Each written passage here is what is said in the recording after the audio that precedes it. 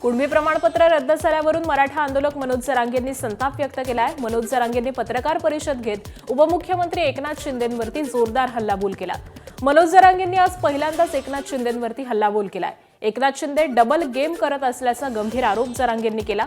तर दुसरीकडे उद्धव ठाकरेंना बरं म्हणण्याची वेळ आली असंही वक्तव्य जरांगेंनी केलंय। त्यामुळे एकतर मैत्री किंवा शत्रुत्व करा, पण ठासून करा, नाहीतर तुमचे 25-30 आमदार पाडण्याचा गंभीर इशारा जरांगेंनी दिलेला आहे। मला शिंदे साहेबांकडून या अपेक्षाच नव्हती। किती डबल ढोलकी चालणार तुम्ही? प्रमाणपत्र रद्द करायसाठी तुमचे लोक ह्या गटाचा नाही निवडून आला आणि त्या गटाचा निवडून आला। मराठ्यांच्या विरोधात काम करणारे ओबीसीचे नेते तुमच्या संग हिंडत येत, ते तुम्ही आमच्या अंगावर घालणार। चिरीमिरी त्यांना तिकडे चारू। जातवन रक्तवान आहेत साहेब, आम्ही जातवन तासील रक्ताचे आहेत शिंदे साहेब। तुम्ही एकनाथ शिंदे साहेबांनी सांगितलं म्हणून तुमच्या कॉलेजला बैठक घेऊन माझ्या विरोधात आंदोलन उभा करणार आणि त्याला बळ एकनाथ शिंदे साहेब देणार। शिंदे साहेब तुम्हाला याच्यासाठी नाही ते गादीवर बसला। तुम्हाला आता वाटत असेल आता निवडून आलो काय गुतलंय, असं नसतं दे, असं नसतं दे। ती भाप उतरायची ताकद आहे माया। आणि दरम्यान जरांगेंनी हल्लाबोल केल्यानंतर एकनाथ शिंदेंनी नेमकी काय प्रतिक्रिया दिली आहे पाहूयात। जे मंत्री उदय सामंत मनोज जरांगे पाटील यांच्याशी त्यांनी चर्चा केली। मला उदय सामंत यांचा फोन आला होता आणि त्यांनी सांगितलं की मी जेव्हा मुख्यमंत्री होतो त्यावेळेस मराठा समाजासाठी 10% आरक्षणाचा निर्णय आपण घेतला। कुणबी प्रमाणपत्र मिळत नव्हती, ती मिळू लागली। जो काही निधी सारथीसाठी अण्णासाहेब पाटील आर्थिक विकास महामंडळासाठी किंवा ज्या काही सुविधा ओबीसीचं कुठलंही नुकसान न करता, इतर समाजाला कुठेही इतर समाजावर अन्याय न करता मराठा समाजाला जे जे काही देता येईल ते दिलं होतं आणि याची माहिती मनोज जरांगे पाटील यांना आहे आणि नक्कीच त्यांचा गैरसमज दूर होईल। जात पडताळणी समिती पूर्णपणे सर्वोच्च न्यायालयाच्या अंतर्गत काम करते, त्यात राज्य सरकारचा कुठेही हस्तक्षेप नाही, असं स्पष्टीकरण मुख्यमंत्री देवेंद्र फडणवीस यांनी दिलं। प्रमाणपत्र जेव्हा जात पडताळणी समितीकडे जातात त्यावेळी या जात पडताळणी समिती पूर्णपणे सर्वोच्च न्यायालयाच्या निर्णयाच्या अंतर्गत काम करत आहेत। राज्य सरकारचं त्याच्यामध्ये कुठलीही दखलंदाजी नाही। मी आपल्याला सांगू शकतो की मोठ्या प्रमाणात वेगवेगळे जे काही त्यांच्याकडे प्रमाणपत्र येतात त्यामध्ये 10-12% रिजेक्शन हा रेट आहेच। म्हणजे नॉन कुणबी देखील ओबीसीचे जे प्रमाणपत्र त्यांच्याकडे येतात त्यातले 10%, कधीकधी तर काही क्षेत्रात 25% देखील कागदपत्राची पूर्तता न झाल्यामुळे ते रिजेक्ट होतात। त्यामुळे काही जाणीवपूर्वक कोणीतरी ते रिजेक्ट करताय असं म्हणणं योग्य नाही। निश्चितपणे मी एक गोष्ट निश्चितपणे सांगतो की कुठलेही मंत्री असं करणार नाहीत। आणि मी पुन्हा सांगतो की जर कुठला ग्रीव्हियन्स असेल किंवा कोणाला वाटत असेल आमच्याकडे अन्याय झाला आहे, अपीलची तरतूद आहे, अपील करून देखील या गोष्टी करता येतात। ज्या त्रुटी समितीने काढलेल्या आहेत त्या त्रुटीची पूर्तता करता येते। कुणबी प्रमाणपत्र रद्द करा असं पत्र मंत्री चंद्रशेखर बावनकुळेंनी दिल्याचा आरोप मनोज जरांगेंनी केला। मात्र माझी नार्को टेस्ट करा, माझी परवानगी असल्याची प्रतिक्रिया मंत्री चंद्रशेखर बावनकुळेंनी दिली आहे। ह्या लेकरांचं पाप कोण डोक्यावर घेणार आता? फडणवीस तुम्ही का? त्या बावनकुळ्याचं सांगण्यावर बावनकुळ्याचं पत्र देतो, इन्व्हेस्टमेंट करून दिलं त्यांनी, त्या नोंदी रद्द करा म्हणून। हो, हे फडणवीस लक्षात ठेवा तुम्ही। आता त्या बावनकुळ्याने मराठ्यांचं वाटोळं करायचं ठरवलंय। त्यांनी इन्व्हेस्टमेंट करून पत्र दिलंय की नोंदी रद्द करा। तुमचे निवडून नाही आले म्हणून तुमच्या निवडणुकीसाठी माझे मराठी लोक मारणार तुम्ही? माझी नार्को टेस्ट करता येईल, काही अडचण नाही, त्याला माझी परवानगी आहे। फक्त प्रश्न असा आहे की जे जात पडताळणी जो एक विभाग आहे हा अर्धन्यायिक आहे, क्वासी ज्युडिशियरी आहे। त्याच्यामध्ये आम्हाला हस्तक्षेप करता येत नाही शासनाला। म्हणजे जात पडताळणी निर्णय दिला तो काय अंतिम निर्णय नसतो, त्याला उच्च न्यायालयाची मुभा आहे। त्यामुळं जर असं वाटतं कुणाला की बाबा आमच्यावर अन्याय झालेला आहे जात पडताळणी त्या ठिकाणी आम्हाला काही न्याय दिला नाही, तर उच्च न्यायालयात जाऊन त्याच्यावर तात्काळ आपल्याला स्टे आणता येतो किंवा तात्काळ त्याच्यामध्ये अपील करता येतं. राज्याचे उद्योगमंत्री उदय सामंत यांनी मनोज जरांगेंची फोनवरून चर्चा केली आहे. यावेळी त्यांनी जरांगेंची मांडलेली समस्या समजून घेतली.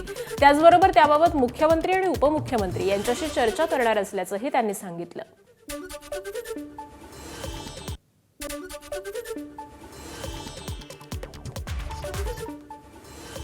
केंद्रीय गृहमंत्री अमित शहा आजपासून 2 दिवसीय मुंबई दौऱ्यावरती आहेत. आज रात्री उशिरा अमित शहांचं मुंबईमध्ये आगमन होणार आहे. National urban cooperative finance and development कॉर्पोरेशनच्या कार्यालयाचं शहांच्या हस्ते उद्घाटन करण्यात येणार आहे. अमित शहा उद्या मुंबईमध्ये 2 कार्यक्रमांना हजेरी लावणार आहेत. उपमुख्यमंत्री शिंदे दरेगावचा दौरा आटपून अचानक मुंबईकडे रवाना झालेत. गृहमंत्री अमित शहा यांची भेट घेण्यासाठी अचानक दौरा आटपून गेल्याची सूत्रांची माहिती आहे. शिवसेनेमध्ये प्रवेश केलेले 6 खासदार आज पहिल्यांदाच पंतप्रधान नरेंद्र मोदींची भेट घेणार आहेत. पंतप्रधान शिवसेनेच्या नव्या खासदारांसोबत अल्पोपहार देखील करणार आहेत. संजय देशमुख, बंडू जाधव, संजय दिना पाटील, उमराजे निंबाळकर, नागेश पाटील आष्टीकर, भाऊसाहेब वागचौरे आज नरेंद्र मोदींना भेटणार.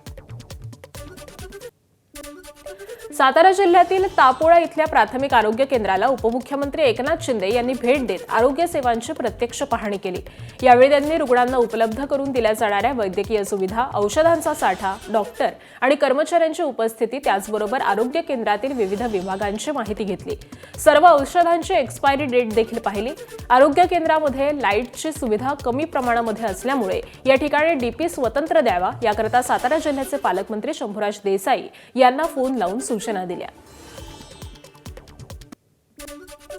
उपमुख्यमंत्री एकनाथ शिंदे हे 1 दिवसाच्या दरेगावी मुक्कामी आलेले होते आणि यावेळी त्यांनी तापोळा इथे अहिर या दरम्यान बनवण्यात येणाऱ्या आधुनिक स्टे ब्रिजची पाहणी केली आहे. या ब्रिजमुळे दळणवळणाचा मार्ग सोपा होणार आहे. साधारणतः डिसेंबरपर्यंत हा पूल वाहतुकीसाठी खुला करण्यात येणार असल्याचं त्यांनी सांगितलेलं आहे. राष्ट्रवादीचे नेते आणि मंत्री नरहरी झिरवाळांच्या एका कार्यक्रमाला शरद पवार उपस्थित राहणार आहेत. आदिवासी संस्कृती वनरंगाच्या 3 दिवसीय कार्यक्रमाचं आयोजन करण्यात आलंय. उपमुख्यमंत्री सुनेत्रा पवार यांच्या हस्ते या कार्यक्रमाचं उद्घाटन होणार आहे आणि याच कार्यक्रमाला शरद पवार देखील उपस्थित राहणार असल्याची माहिती मिळते. त्याबरोबरच विधानसभा अध्यक्ष राहुल नार्वेकर देखील या कार्यक्रमाला उपस्थिती लावणार आहेत.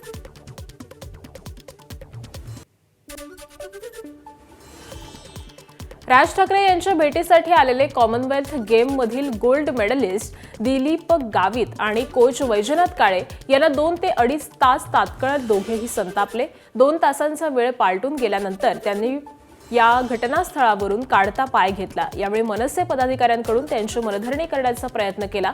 मात्र भेट द्यायची नव्हती तर बोलावलत कशाला असा संताप यावेळी त्यांनी व्यक्त केलाय. आम्ही महाराष्ट्रासाठी आणि देशासाठी काहीतरी केलं असे खडे बोल दिलीप गावित आणि कोच वैजनाथ काळे यांनी पदाधिकाऱ्यांना सुनावलेत.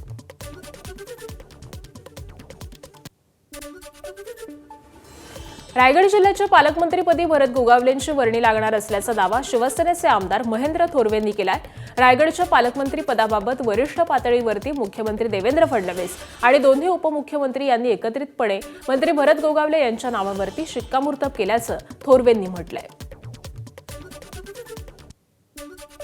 वरिष्ठ लेवलला तिन्ही पक्षाचे नेते एकत्रपणे बसून या ठिकाणी विधान परिषदेच्या निवडणुकीदरम्यान निर्णय घेण्यात आलेला आहे की भरत शेठ यांना रायगडचे पालकमंत्री करण्यात येणार आहे असं आमच्या नेतृत्वाने सुद्धा आम्हाला सांगितलेलं आहे. मुख्यमंत्री फडणवीस साहेबांनी सुद्धा सांगितलेलं आहे आणि तटकरे साहेबांनी सुद्धा त्या गोष्टीला दुजोरा दिलेला आहे. त्यामुळे माझ्या मते या 2 दिवसामध्येच रायगडचे पालकमंत्री म्हणून भरत शेठ गोगावले यांची या ठिकाणी निवड केली जाईल. मनसे अध्यक्ष राज ठाकरे 2 दिवसांच्या नाशिक दौऱ्यावरती आहेत. काल नाशिकमध्ये जेनझी तरुणांशी राज ठाकरेंनी संवाद साधलाय. दिल्लीतील सीचोपीच्या आंदोलनाला ठाकरे बंधूंनी पाठिंबा दिला होता. विद्यार्थ्यांच्या मागण्या मान्य झाल्यानंतर ठाकरे बंधूंनी त्यांचा जल्लोषही साजरा केला. विद्यार्थ्यांच्या अपेक्षा काय आहेत याबाबत राज ठाकरेंनी नाशिकमध्ये तरुणांशी चर्चा केली आहे. यावेळी मोठ्या संख्येनं तरुण उपस्थित होते. CCMP अभ्यासक्रम पूर्ण केलेल्या होमिओपॅथी डॉक्टरांची महाराष्ट्र मेडिकल काउन्सिलमध्ये नोंदणी करण्याच्या आणि त्यांना ॲलोपॅथीचे उपचार करू देण्यास मंजुरी देण्याच्या निर्णयाविरोधात मार्डच्या निवासी डॉक्टरांनी संप पुकारला होता. पण मुंबई उच्च न्यायालयानं संपावरती गेलेल्या निवासी डॉक्टरांना खडेबोल सुनावलेले असून तात्काळ संप मागे घेण्याचे निर्देश दिलेत. तुम्ही संप मागे घेतला तर तुमचं म्हणणं लवकरात लवकर ऐकून, असं देखील मुंबई उच्च न्यायालयानं म्हटलंय. काम बंद केलं तर पगारही घेणं बंद करा, असं म्हणून उच्च न्यायालयानं त्यांना खडसावलेलं आहे. मुंबई उच्च न्यायालयाच्या निर्देशानुसार निवासी डॉक्टरांनी संप मागे घेतलाय. राज्य सरकारनं 2 लाख शेतकऱ्यांची कर्जमाफी केली आहे. सांगलीच्या मिरज तालुक्यातल्या नांद्रे गावातील शेतकऱ्यांची कर्जमाफी झाली आहे. नवीन कुमार पाटील या शेतकऱ्याला कर्जमाफीचा फायदा झालाय. त्यांचे 1,52,000 इतकं व्याजासहित कर्ज होतं, जे पूर्णपणे माफ झालंय. तर भरत पाटील या शेतकऱ्याचं 1,33,000 रुपये कर्ज होतं, ते देखील पूर्ण माफ झालंय. दरम्यान कर्जमाफी झाल्यानंतर या शेतकऱ्यांनी आनंद व्यक्त केलाय. माझं नाव नवीन कुमार भाऊचू पाटील. माझं एकूण कर्ज 1,52,000 होतं व्याजासहित, ते पूर्ण या माफ झालं. मला काही रक्कम भरावी लागली नाही 2 लाखाच्या आत असल्यामुळं. तुमचं नाव सांगा. भरत महावीर पाटील माझं नाव. आणि माझं एकूण कर्ज 1,33 होतं, 1,33 माफ झालं. ओके. राज्य शासनाच्या अहिल्यादेवी होळकर शेतकरी कर्जमुक्ती योजनेअंतर्गत पात्र शेतकऱ्यांच्या बँक खात्यामध्ये कर्जमाफीच्या अनुदानाची रक्कम जमा होण्यास सुरुवात झाली आहे. त्यामुळे कर्जाच्या ओझ्याखाली दबलेल्या शेतकऱ्यांना मोठा दिलासा मिळाला आहे. नियमित पीक कर्जाची परतफेड करणाऱ्या शेतकऱ्यांना देखील या योजनेच्या माध्यमातून अनुदानाचा लाभ मिळतोय. त्यामुळे त्यांनी देखील सरकारच्या निर्णयाचं स्वागत केलंय. मात्र कर्जमाफी हा केवळ तात्पुरता दिलासा आहे, याची देखील शेतकऱ्यांनी सरकारला आठवण करून दिली आहे. शेतकऱ्यांच्या शेतमालाला योग्य आणि हमीभाव मिळावा, अशी मागणी देखील शेतकऱ्यांनी केली आहे. आपण आता आहोत नाशिकच्या नांदगाव तालुक्यातील पोखरी या गावात. आपल्या सोबत बोलण्यासाठी शेतकरी आहेत. सर, मला 1,30,000 रुपये माझं कर्ज होतं बँक ऑफ महाराष्ट्राचं. तर ते माफी झाली. व्याजासह माझं 1,61,000 रुपये माफ झालं आहे. परंतु या तुटपुंज मदतीमध्ये पाहिजे तो आनंद नाही. कारण सर्वात महत्त्वाचं कारण कर्जमाफीने काहीच झालं नाही. कारण जो आम्हाला दिलासा पाहिजे सरकारकडनं, शेतीमालाला योग्य बाजारभाव, त्याच्यानंतर खतांच्या किमती, परंतु बियाणं, कीटकनाशके सर्व यांच्या किमती इतक्या झाल्या आहे, पाहिजे ते मूल्य भेटत नाही ना. जेव्हा म्हणजे ही सवय लागेल शेतकऱ्याला, पण काय आपण नाही म्हणजे ती प्रोत्साहनपर रक्कम अजून वाढून सरकारने दिली तर बरंच होईल. याचा आज भेटले याचा आनंद 100% आहे. पण अजून जर प्रोत्साहनपर रक्कम त्याच्यात वाढ केली किंवा त्याच्या अजून काही सुविधा दिल्या रेग्युलरवाल्या शेतकऱ्यांना तर अजून चांगलं होईल असं आमचं मत आहे. संदीप जेजूरकर, ABP माझा, नांदगाव, नाशिक. पुण्यात इंदापूर तालुक्यातल्या वेलवाडीतले शेतकरी नानोसो शिंदे या शेतकऱ्यांचं देखील कर्ज माफ झालंय. त्यांचं 1,71,000 रुपयांचं कर्ज माफ झालंय. राजेंद्र विकास सोसायटी थोरातवाडीच्या मार्फत पीक कर्ज 2-3 वर्ष झाले घेतलं होतं. 1 वर्ष मी माझी परिस्थिती असल्यामुळे भरलं होतं, पण मागील 2 वर्षात मी थकीत खाती गेल्यामुळे माझी जी राहिली बाकी तशी थकीत राहिली ना. पीक कर्ज होतं, क्षेत्राप्रमाणे मला 1 लाखाच्या पुढं कर्ज मिळलं होतं. 2 वर्षाचं सरासरी थकीत त्याचं व्याजही मिळून भरपूर रक्कम झाल्यामुळे आता माझी 1,71,518 रुपये बाकी ही झालेली आहे. शासनाच्या कर्जमाफी बसलेली आहे. समाधानी आहात तुम्ही? हा, आता तरी मी समाधानी आहे की आता थोडंसं फिरून शेती करण्याची उमेद निर्माण झालेली आहे. राज्यात शेतकऱ्यांची कर्जमाफी होत असताना सिंधुदुर्गात मात्र कबुलायदार, आकारीपड, वनसंज्ञा असलेल्या जमिनी राज्य सरकारच्या अधिपत्याखाली येतात. मात्र अनेक शेतकरी अशा जमिनीवरती शेती करतात. या शेतीसाठी ते बँकांकडून कर्जही घेतात. परंतु राज्य सरकारनं जाहीर केलेल्या कर्जमाफीच्या यादीमध्ये नाव येऊन देखील अशा शेतकऱ्यांची कर्जमाफी होणार नाहीये. शासनाच्या निकषाप्रमाणे आंबोली चौकुळ परिसरामध्ये 19 शेतकऱ्यांना कर्जमाफी जाहीर होऊन देखील त्यांना कर्जमाफीचा लाभ मिळणार नाही. यावरती शेतकऱ्यांनी नाराजी व्यक्त करत शासनानं यावरती मार्ग काढावा अशी विनंती केली आहे. सोलापूर जिल्हा परिषद सभागृहाच्या नावावरून भाजप आणि मोहिते पाटील कुटुंबामध्ये पुन्हा वादाची ठिणगी पडण्याची शक्यता आहे. जिल्हा परिषदेच्या स्थायी समितीच्या बैठकीमध्ये शिवरत्न सभागृहाचं नाव बदलून अटल बिहारी वाजपेयी करण्याचा ठराव बहुमतानं मंजूर करण्यात आला. अटल बिहारी वाजपेयी हे आमचे श्रद्धास्थान आहेत म्हणून नाव दिलं, असं जिल्हा परिषदेचे उपाध्यक्ष इंद्रजित पवार यांनी सांगितलं. मात्र या निर्णयावरून मोहिते पाटील समर्थकांनी भाजपला शिव नावाचे बावळे असल्याची टीका सोशल मीडियाच्या माध्यमातून केली आहे.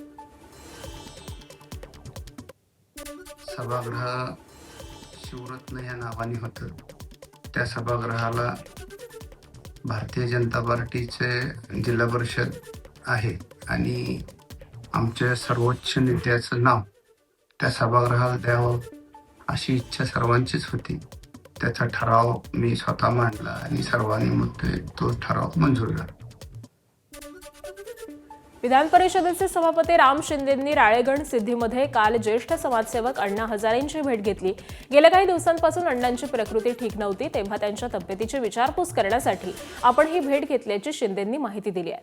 आपण नेहमी अण्णांच्या भेटीला येऊन अण्णांचे आशीर्वाद घेत असतो, असंही राम शिंदे यांनी आवर्जून सांगितलं.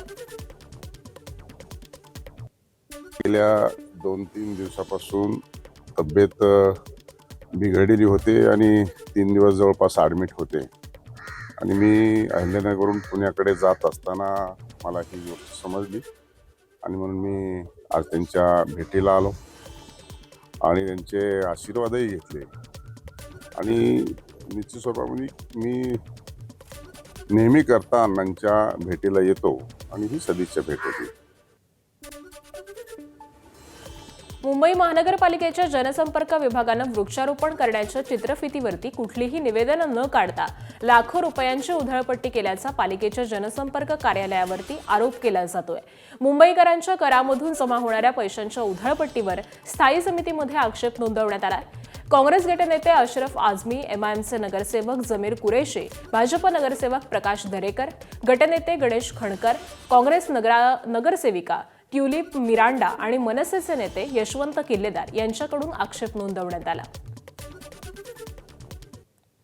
एमसी का जो कानून है 1888-72(1) जो ये कहता है कि 3 लाख के ऊपर अगर कोई भी टेंडर हम करते हैं तो उसे पब्लिक टेंडर में, पब्लिक डोमेन में लाना बहुत ज़रूरी है, फेयर टेंडर कराना बहुत ज़रूरी है. पर यहाँ हमारे ही कानून 1888-72(1) का उल्लंघन क्या बोलते हैं उसे उल्लंघन किया गया है. मुंबईत 300 कोटींची वृक्ष लागवड मोहीम मात्र जाहिरातीसाठी 4,72,000चा खर्च करण्यात आल्याची टीका मनसेच्या यशवंत किल्लेदार यांनी केली आहे. मनसेच्या जाहिरातीसाठी ₹5.25 लाख खर्च करणं योग्य नाही असं म्हणत मनसेनं आक्षेप घेतलेला आहे. महाराष्ट्र शासनाच्या 300 कोटी वृक्ष लागवड जनजागृती मोहिमेसाठी तयार करण्यात आलेल्या माहितीपटाच्या खर्चाला आणि निविदा प्रक्रियेला शिथिलतेला मुंबई महापालिकेच्या स्थायी समितीनं मंजुरी दिली आहे.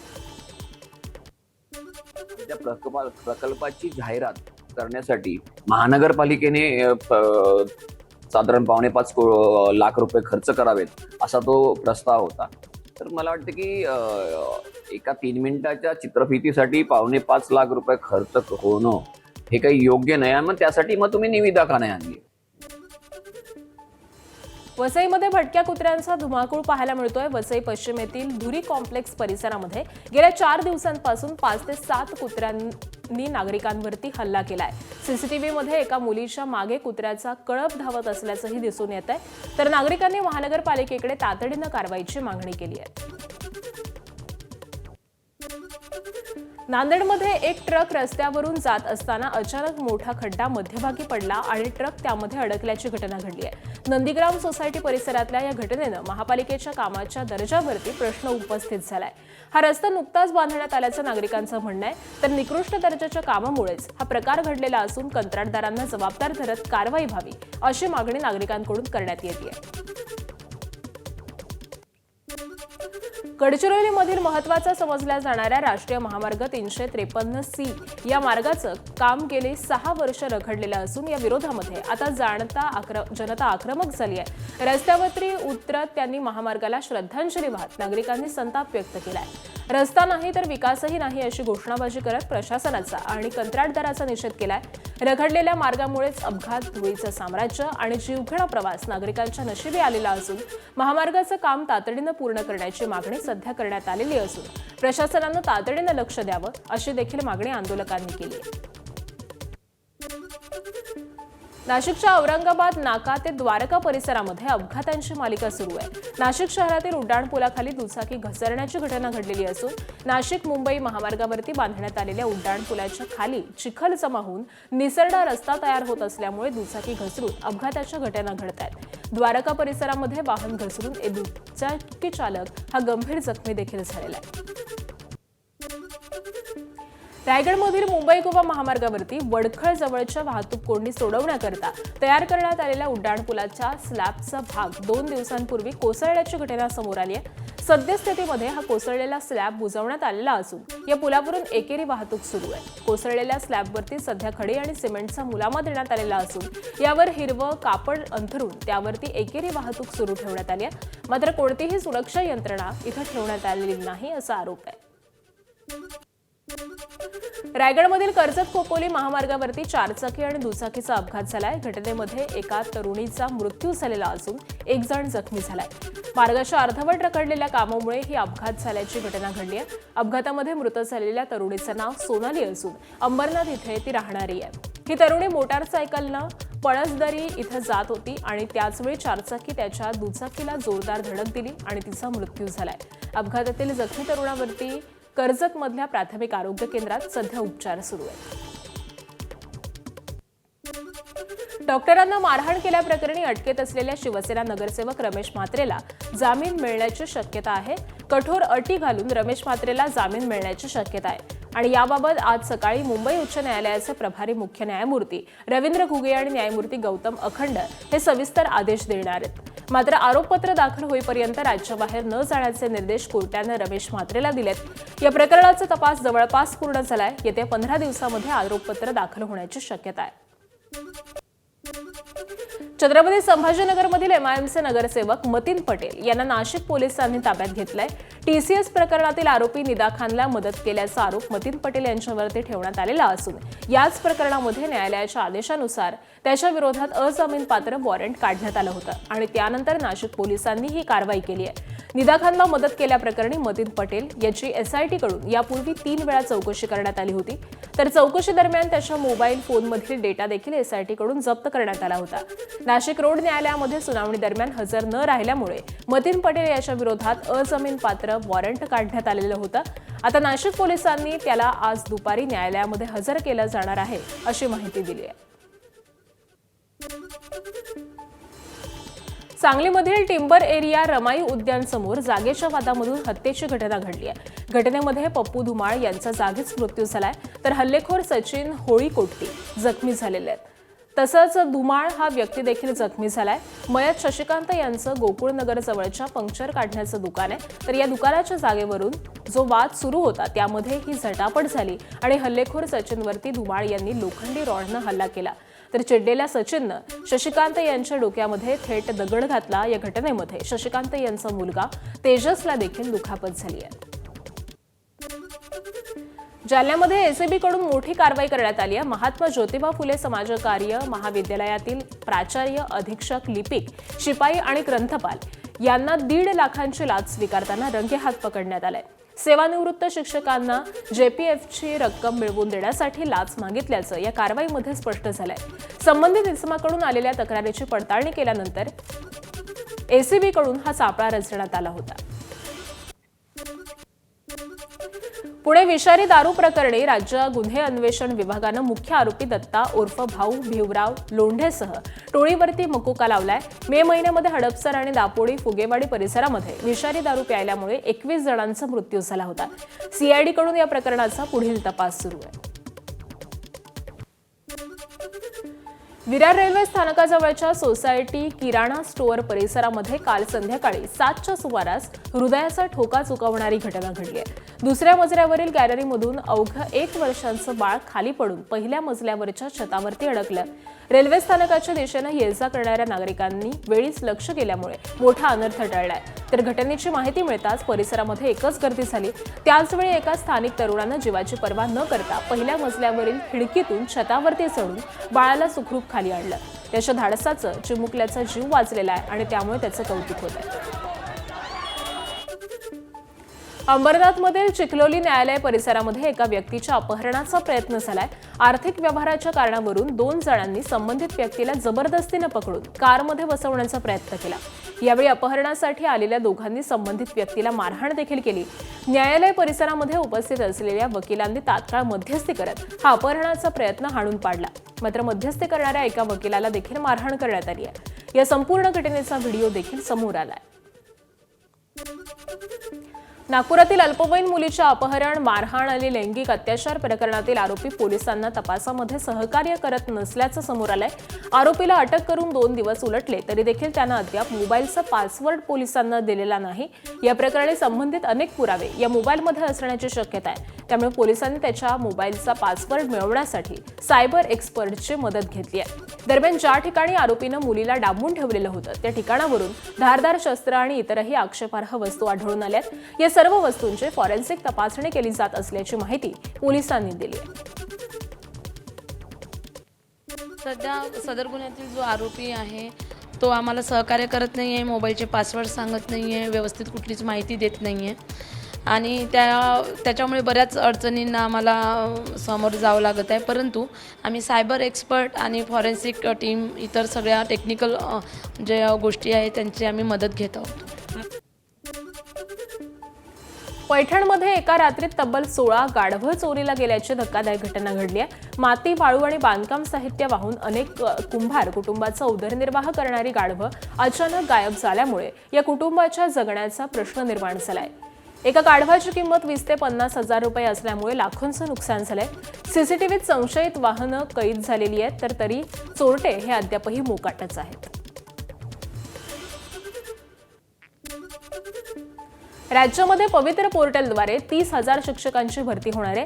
राज्यातील स्थानिक स्वराज्य संस्थांच्या शाळा, खासगी अनुदानित शाळा, शासकीय शाळांमधील शिक्षकांच्या 30,209 पदांसाठी पवित्र संकेतस्थळामार्फत भरती प्रक्रिया राबवली जाणार आहे. प्रक्रियेअंतर्गत शिक्षक, अभियोग्यता आणि बुद्धिमत्ता चाचणी उत्तीर्ण उमेदवारांना 11 ऑगस्टपर्यंत रिक्त पदांसाठी प्राधान्यक्रम नोंदवता येणार आहे. वाशी एपीएमसी मार्केटमध्ये भाजीपाल्याची आवक वाढल्यामुळे भाज्यांच्या किमतीमध्ये घसरण झाली आहे. रोज भाजीपाल्याच्या 600 ते 650 गाड्यांची आवक होतीये आणि त्यामुळे भाज्यांचे दर 30 ते 40% कमी झालेत.